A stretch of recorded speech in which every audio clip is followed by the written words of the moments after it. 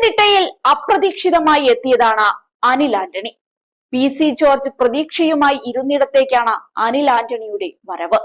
ഇപ്പോൾ ആന്റോ ആന്റണിയും അനിൽ ആന്റണിയും തോമസ് ഐസക്കും കച്ചമുറുക്കി ഇറങ്ങിയ മണ്ഡലമായി പത്തനംതിട്ട മാറിയിരിക്കുകയാണ്. സിറ്റിംഗ് മണ്ഡലം തന്നോടൊപ്പം അടിയുറച്ചു നിൽക്കുമെന്ന പ്രതീക്ഷയാണ് ആന്റോ ആന്റണിക്ക്. തെരഞ്ഞെടുപ്പ് രാഷ്ട്രീയത്തിലെ കരുത്തനാണ് തോമസ് ഐസക്. തന്റേതായ ശൈലിയിൽ വേറിട്ട പ്രചരണമാണ് അദ്ദേഹത്തിന്റെ ആയുധം. പക്ഷേ അനിൽ ആന്റണിക്ക് പ്രചരണം കൊഴുപ്പിക്കാനോ എന്തിന് ഒന്നനുഗ്രഹിച്ചു വിടാനോ തന്റെ വീട്ടുകാരുടെ സപ്പോർട്ട് പോലുമില്ല. മുതിർന്ന കോൺഗ്രസ് നേതാവ് AK ആന്റണി ആന്റോ ആന്റണിക്കൊപ്പം അടിയുറച്ചു നിൽക്കുമ്പോൾ മകൻ അനിൽ ആന്റണി BJP സ്ഥാനാർത്ഥിയായത് വോട്ടർമാർക്ക് അത്ഭുതം തന്നെയാണ്. പ്രധാനമന്ത്രി നരേന്ദ്രമോദി നേരിട്ടെത്തി ആവേശം പകർന്നതാണ് അനിലിന്റെ കരുത്ത്. വികസനം ആഗ്രഹിക്കുന്ന പുതുതലമുറ തനിക്ക് വോട്ട് തരുമെന്ന് അദ്ദേഹം വെറുതെയെങ്കിലും പ്രതീക്ഷിക്കുന്നുണ്ട്.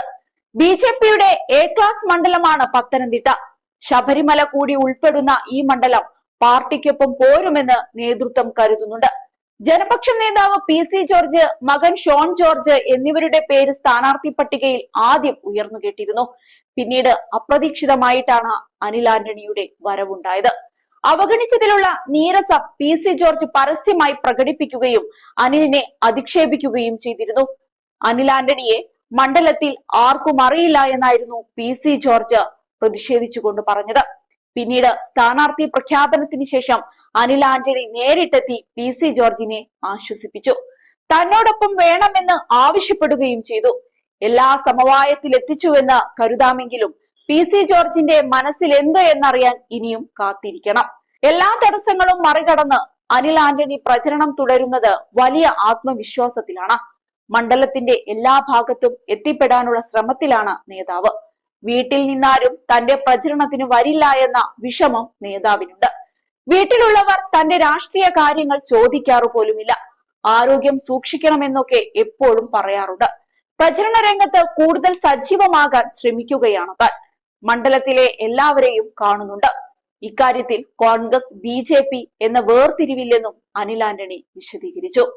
2019 K സുരേന്ദ്രൻ 3 ലക്ഷത്തോളം വോട്ട് പിടിച്ച മണ്ഡലമാണ് പത്തനംതിട്ട.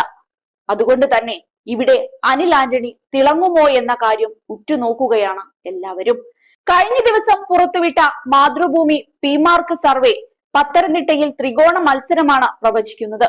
പത്തനംതിട്ടയിൽ ആന്റോ ആന്റണി ജയിക്കുമെന്നാണ് സർവേ പ്രവചനം. ആന്റോ ആന്റണിക്ക് 33% വോട്ടും തോമസ് ഐസക്കിന് 31% വോട്ടുമാണ് പ്രവചിച്ചിരിക്കുന്നത്. അനിൽ ആന്റണിക്കും 31% വോട്ടാണ് പ്രവചനം. സർവേ പറയുന്നത് പ്രകാരം തോമസ് ഐസക്കും അനിൽ ആന്റണിയും സമാസമം നിൽക്കുകയാണ്. 25,821 പേരാണ് സർവേയിൽ പങ്കെടുത്തത്.